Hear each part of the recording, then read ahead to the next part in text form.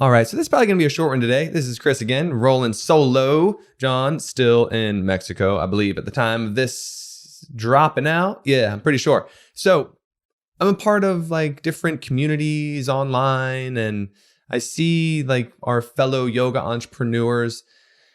A lot of them are like bitching and moaning about the commercialization of yoga, and it's destroying this spiritual practice. And I'm like, what? What are you talking about? And so I get the fact that like yoga, when you take it back, is like, it doesn't have anything to do with like up dogs and down dogs and warrior twos and warrior threes and all like what people think yoga is in this day and age. And if you trace it back far enough, it is this spiritual experience of, recognizing your true self and realizing that you are not separate from source. And it is very tied to spirituality, which is you waking up, feeling comfortable within your skin because you realize your connectedness to all things around you, right? But like the commercialization of this, meaning the buying and selling of yoga, isn't the problem. In fact, it's the solution if you're doing it right. You have a gift, and that gift is to teach yoga, or you're opening up a yoga studio. How do you plan on spreading that message? Like, you got to market it, right? There was a post just recently, and this person was like, I've never done this or done that. I was like, I've never like done a social post. I've never done a hashtag. Like, I've never swiped someone's credit card. We don't do online check-ins. I don't even have a computer, and I've been operating for this many years.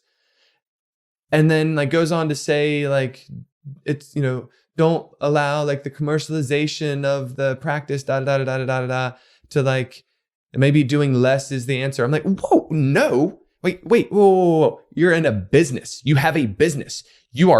If you are like demonizing the commercialization, you are part of the demon, right? You're part of the problem. But my point is, it's not a problem. Own it. Own your role in it. Spread the good. Like, take a stand and be a voice for what you believe in. But guess what? You can stand in your yoga room and not try to be successful, and maybe you have over the years for whatever reason, but on some level you are commercializing, meaning you're sending messages to the marketplace, to the people who you want to attract into your yoga studio. I don't care if it's word of mouth. I don't care if you just go to parties. I don't care if you go to the library and you just like whisper to people about the yoga studio that you have.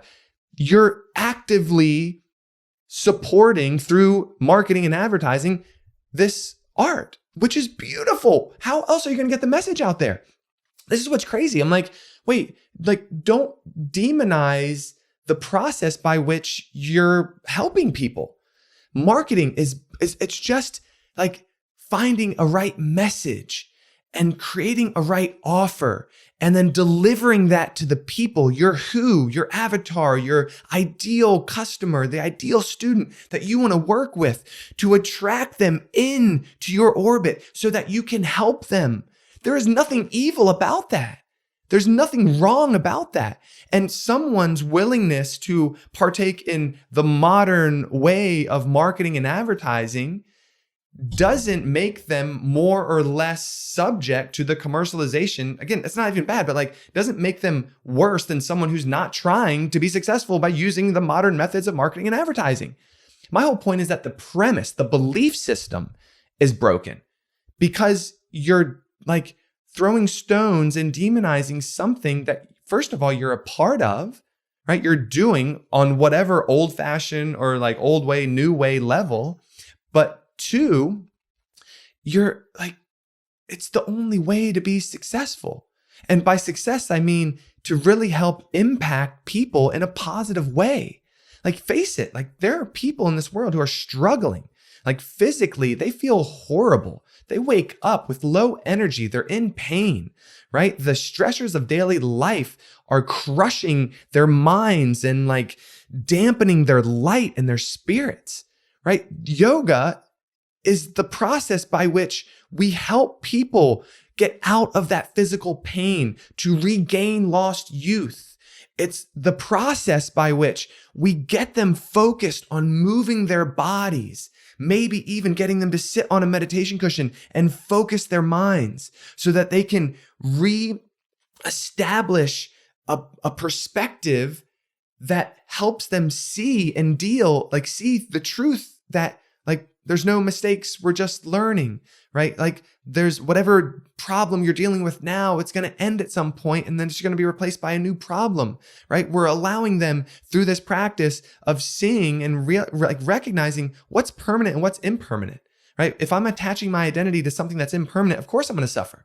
But what is it that I can do, the permanent practices that help me create and view my life and myself through a lens of truth, of knowing that, man, regardless of what happens, regardless of pain and healing and gain and loss and praise and blame and all of these ups and downs of life, I can tether myself on a daily practice as something that allows me to feel my own truth. Right. And then to help them remember that what's happening in life isn't happening to them, it's happening for them. Right. If this is the practice, this is what we're offering. How could that ever be wrong and bad? I will stand on the mountain and preach this message of yoga until I die.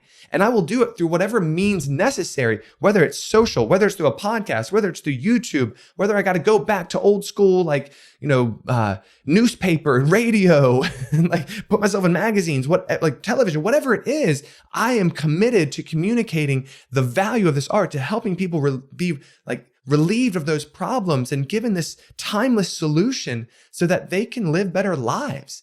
How is that hurting this art? That is the way in which we promote this beautiful experience of the promise of yoga.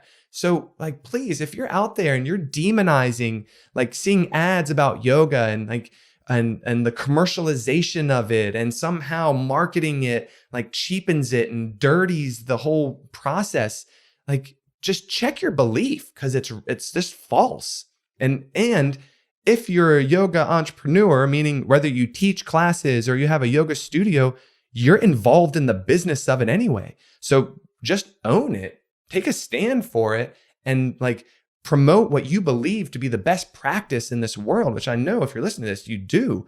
But there, you got to see the belief system that's broken, that somehow promoting what you love is somehow wrong in any way. It's not. That's all I got. That's a short one, but man, I was fired up about that. I was like, man, it's just crazy. I'm no, I'm going to just keep preaching what I do and helping people live better lives. And if that is hurting this sacred art, then I'm going to keep hurting it. And it's helping people live better lives. We've been at it for 15 years. If this thing was not right, people would know after 15 years, hey, it's not working. You should try something else. I'm going to sell used cars. Oh my God. All right, that's it. Hey, everybody. Thank you so much for listening. Thank you so much for watching. If you're watching this on YouTube, if you did find value in this, please rate, review, and subscribe.